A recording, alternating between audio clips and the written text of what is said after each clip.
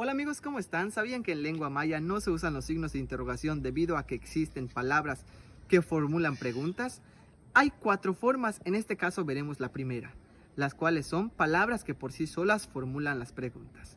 Por ejemplo, ba'ash, que significa ¿qué? Bashka betik, ¿qué haces?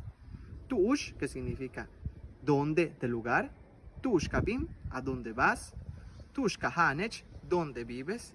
Por ejemplo, Mash, ¿quién? Mash Lemako, ¿quién es esa persona?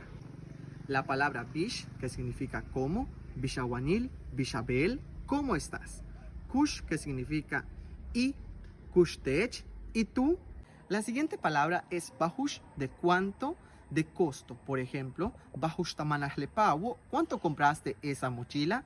Está Bukah, que es cuánto, pero de dimensión, intensidad o tamaño. Por ejemplo, Bukah sista Bukah, ¿cuánto refresco tomaste?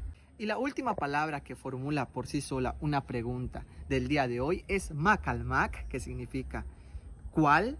En este caso, Makalmak Awotoch, ¿cuál es tu casa? Malo, Kanantaba. Bueno, cuídate.